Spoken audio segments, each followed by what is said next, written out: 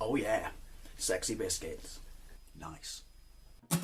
Long Boy Blues, 1975. A YouTuber is on the rise. Reviewing games late at night and sometimes friends used to bug him. Long Boys Blues, 1975.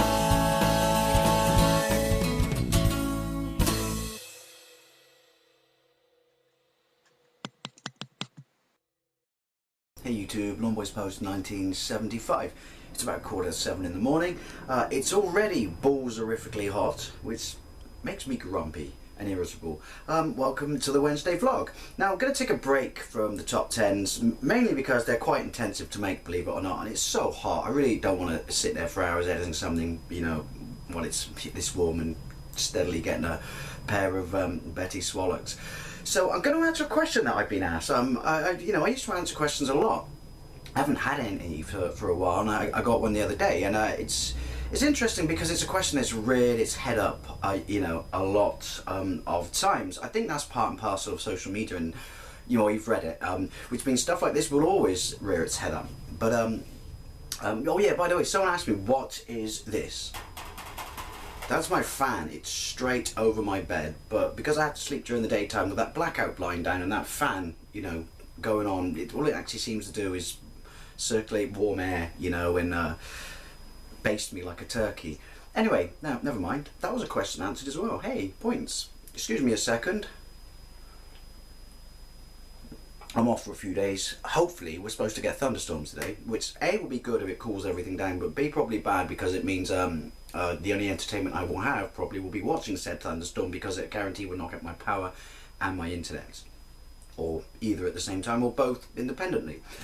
Anyway, yeah, so is the YouTube gaming community or retro gaming community too crowded for new channels to make it? Now, and the individual asked me, is it worth them, starting a channel? I mean, their friend said it wasn't because it was so, overcrowded. Well, first of all, it sounds like the mind has been made up. Your mind has been made up, but by someone else. Don't listen to them, right? That's a defeatist statement. It's, do you want to do it or not? Irregardless, is that even a real word? Regardless of the result. It's the heat, I swear. Regardless of the result, because if you want to do it, you'll do it anyway.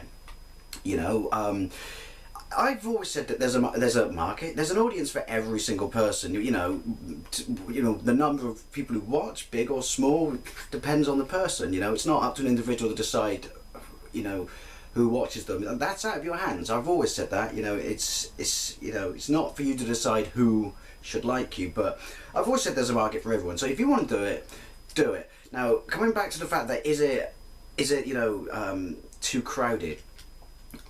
When I started, that was 5 years ago. That was a phrase that was chucked around. Apparently, it's worse now. I don't know. I mean, define crowded. If by that you mean like it's just people just watch the bigger YouTubers and the bigger sort of retro channels and stuff like that. Well, that's part and parcel of everything to do with social media. Those who dabble in it lightly, like TV, and just use it as a form of entertainment, will always be drawn to the big channels, because that's what YouTube now is, pretty much a rival to TV. So that's how it works. They're across the front page and stuff like that. Those of us who have some or those people who have some experience of YouTube, and do drill around or use the search bar, will know that there's a wealth of smaller channels underneath there who are just as entertaining, and they do to some degree get lost in the front page and stuff like that. I understand that, and I also understand why it annoys me that YouTube will always promote the big channels, because that's where they make their revenue from, and ultimately this is a business, and to some degree they got bills to pay in the sense that it's free service. I did all that in one breath, excuse me. Windows open because it's so hot, in case you hear planes and shit. Just saying. Oh, where was I? I lost my thread. Yeah, but the thing is, when people say is it overcrowded? I think, is it saturated? Yes. Is that a bad thing? Does that make it impossible to get your foot in the door? No. I don't agree with that. I've never agreed with that. I know that YouTube has made it kind of more difficult for smaller YouTubers to function or get their foot in the door and stuff like that. But it's not impossible. You know, anything's possible. But when people say like, oh, they're so saturated, it's so crowded, you know, it's all the same, it's all the same. I mean, take retro gaming for example. If you look at the number of systems, the number of different countries that had different systems, different designers, different characters, you know, more famous icons than other countries and stuff like that, and different cultures based around gaming. I mean, take England for example, you know, biggest producer of computers. Take North America for example, you know, it was all about the consoles. there is a niche, there is something that anyone can do that's not been done to some degree before. Sure, lots of it will cross over and meet in the middle, but it's not oversaturated in the sense that there's so much out there, there's so much stuff, you know, that's happened in this industry, in gaming, since day one, that there is always something that you can do that makes you not exactly the same as someone else. Then obviously there's the way you execute it. Some people like high polish and stuff like that. Some people like low polish stuff, like, you know, like mine. But my point being, these are all things that diversify and make stuff individual and different, and therefore able to sort of exist alongside other stuff. And then the other thing you got to remember is, which is, when people say there's too much stuff, how can you have too much stuff? I say that means there's a lot of variety.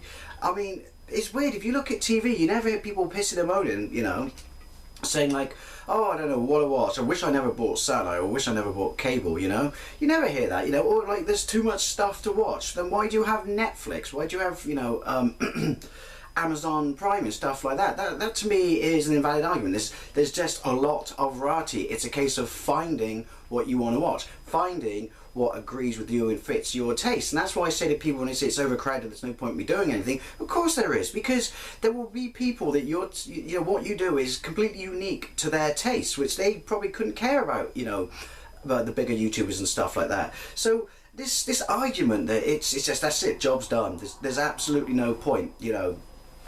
That rubbish. There's so much stuff out there that, you know, hasn't been tapped, hasn't been touched, and that's even within retro and stuff like that. And also it comes down to your personality and how you promote it. I've never bought that argument that it's so overran that you know, it's just, there's no point. There's no point. No, there is a point. No one said it's going to be easy, you know.